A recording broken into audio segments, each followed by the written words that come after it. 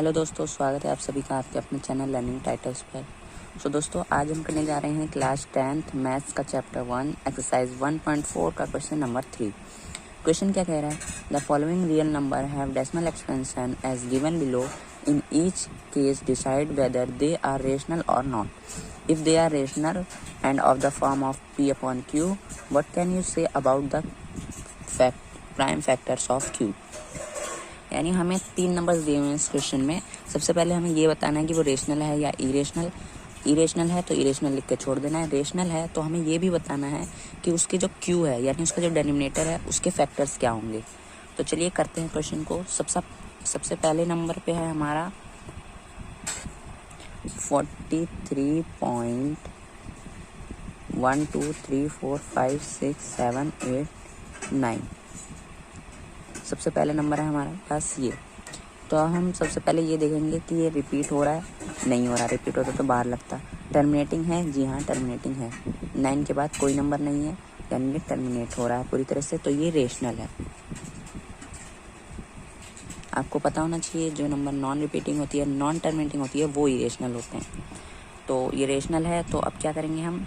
अब इसका जो क्यू है यानी डिनोमिनेटर है उसके बारे में हम क्या कह सकते हैं, यानी वो उसके फैक्टर्स क्या होंगे हमें वो बताने हैं। तो स्टेटमेंट कुछ इस तरह से हमें लिखनी है। जैसे इसने पूछा है व्हाट कैन यू से, तो हम लिखेंगे we can say that prime factors of Q will be 2 and 5 और बोथ ओनली। यानी जो इसके प्राइम फैक्टर्स होंगे वो या तो 2 होंगे या तो 5 होगा या तो 2 और 5 दोनों होंगे उसमें इंक्लूड, यानी इनके अलावा कोई भी नहीं होगा, ओनली।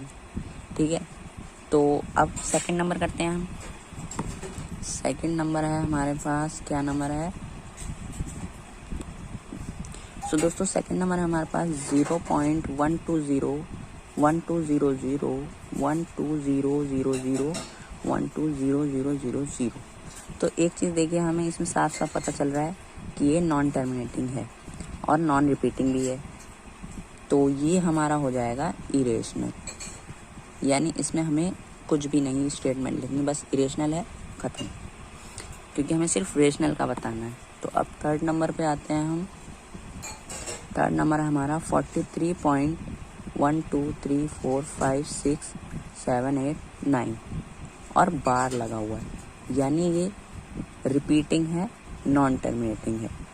ये इरेशनल नहीं है, ये रेशनल हो जाएगा क्योंकि ये रिपीटिंग है। अगर नॉन रिपीटिंग होता है तो नॉन टर्मिनेटिंग होता तो इरेशनल हो जाता है। अभी ये रेशनल है क्योंकि ये रिपीट हो रहा है।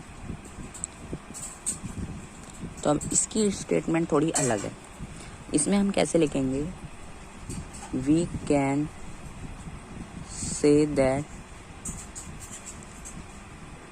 Prime factors of Q will also have a factor other than 2 and 5। यानी इसके जो फैक्टर्स निकलेंगे क्यू के, उसमें 2 और 5 तो होगा, लेकिन उसके अलावा भी कोई एक ऐसा नंबर है जिसकी वजह से ये रिपीटिंग हो रहा है। तो इस तरह से इसकी स्टेटमेंट बनेगी। यानी हमारे पास 3 केस होंगे। पहला रेशनल जिसमें नॉन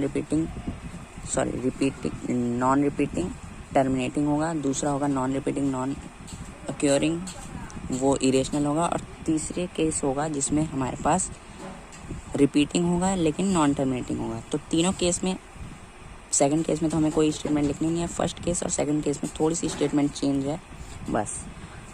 दोस्तों आज की वीडियो में इतना ही। अगर वीडियो पसंद आए तो please like, subscribe and share my channel. Thank you.